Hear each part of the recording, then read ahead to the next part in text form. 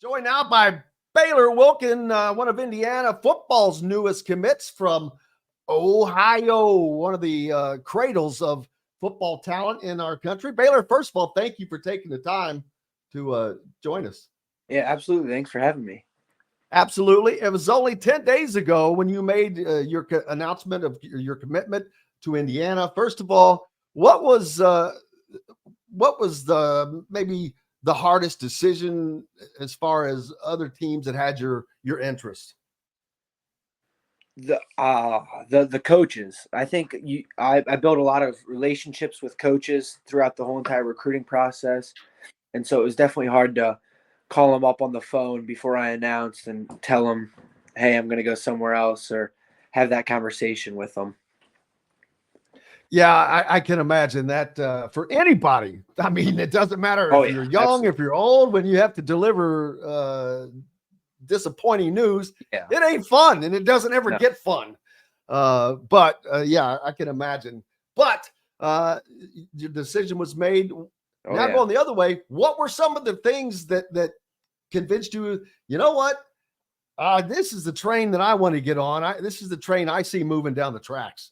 The new coaching staff. I think that was definitely one of the big things. I think every single coach except for Coach Bostad is coming in new, and I'm almost positive most of them are from JMU under Coach Signetti, and they all just want to flip this program around and win. And you can feel it when you talk to them all. And then Coach Bostad, he's an amazing coach. He sent I think 9 offensive linemen to the NFL. He's also coached tight ends and linebackers, I think, and sent each one of those positions to the NFL.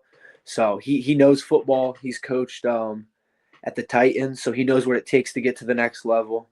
And I definitely say the strength coach. He had an amazing presentation when I went on the official visit there, and those were definitely some of the big things that helped me make my decision. What about the strength program grabbed your attention? Because obviously every program has something, but obviously it stood out to you. Yeah, I think the big thing. So he had a presentation for us, and he laid out everything. He had like a timetable of when we lift, when we take our like pre-workout medicine, after workout medicine, pre-lunch medicine, or like the supplements we need. And then he even showed us pictures, like before and after pictures of athletes, like when they first came in and then when they left. And then he showed us a picture of like the muscles and how they developed and got bigger. And then showed us how their times and their strength got bigger, or how they got bigger, stronger, and faster throughout the years of being with him. Yeah, I keep the pictures of my muscles in a file, so we don't bring those out. You're talking, of course, about Derek Owings, who followed Kurt Signetti from JMU, and you talk about the staff. His entire staff, not only did they follow him, they've been with him for between 6 and 9 years. I know. That's unheard of, first of all. In football, that's crazy not to have turnover. That is a great bonus. But then we get into the fact that there was only one coach kept off of the previous staff, and that was Bob Bostad, your direct position coach. Yeah. And that you just talked so much about. Yeah. And so I really think exactly what you said, like it all speaks about how good Coach Signetti is when you have that many coaches stick by him and stay with him throughout the like coaching at JMU and then switching over to Indiana now. And then I think it also speaks about how good Coach Bostad is for him to be the only coach Coach Signetti trusted to stay and also help turn around the program. And they also brought like 20 players over from JMU.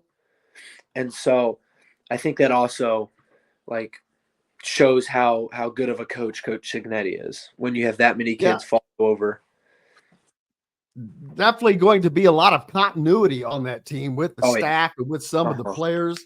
I can tell you for someone that has covered IU football for a while, and you don't even have to cover it to know that Indiana football has not been synonymous with winning, although they have had some great runs here of late with Michael Penix Jr. and Kalen DeBoer when those guys were here. But it's consistently, no, it hasn't been.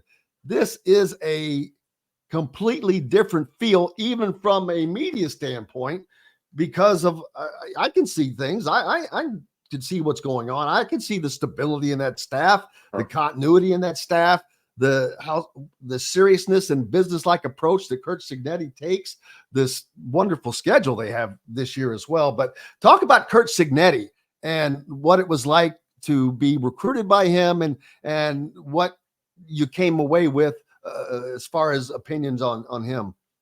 I mean, he's an awesome guy. We on the OV, we went to his house and hung out for a while.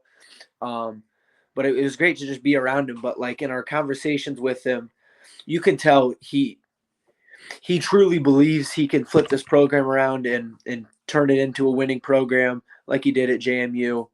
And also he's just like, he's a great guy. He's no nonsense, and he'll tell you exactly what he feels. And he wants to get in practice, work, get into the games, show them what we've been working on, and then get out. He wants to do what is needed. And exactly, no wasted motions, no wasted effort, that kind of thing. What they've been giving you suggestions or things to do while you're waiting to arrive in Bloomington, because you have another year of high school ball coming up?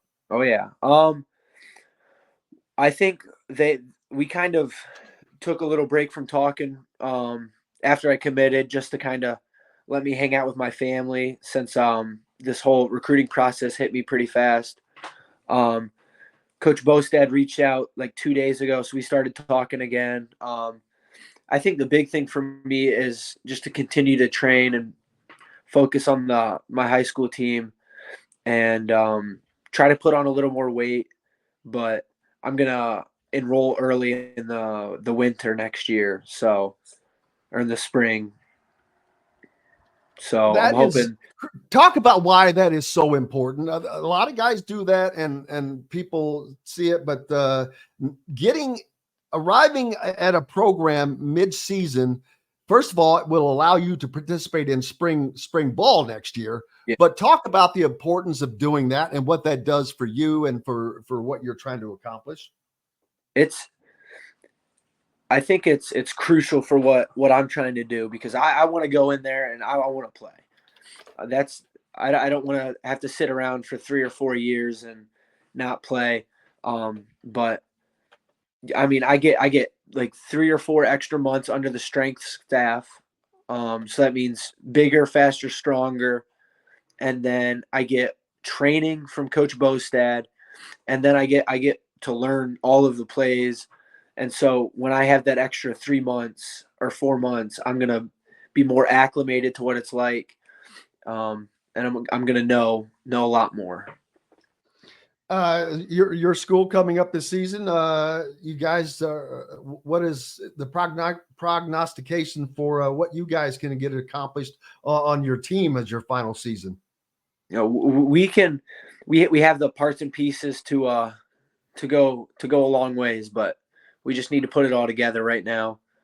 We lost a lot of crucial pieces last year, so we're still trying to figure out some spots we need to fill, but we're going to be good. Ohio, like I mentioned earlier, one of the states that just produces tons of talent for high school football. Pennsylvania, Florida, Texas, California, amongst others that are at the tops. And playing in a state like Ohio, high school football is serious there, like basketball is in Indiana. But I've seen a lot of excitement from fans in regards to Indiana football, which is a great thing for a program that, like I said, has not exactly set the world on fire. But I look to Kansas, what Kansas has done. Lance Leopold came from this exact same situation that Kurt Cignetti did. He goes to Kansas and they go crazy. They're winning and they are scoring points. And that's exactly, I'm not saying they're going to do Indiana will do the exact same thing, but I was talking about their offense earlier. I don't think Indiana is going to have a problem scoring points. No. They have one of the best receiving cores, if not the best in the Big Ten coming up.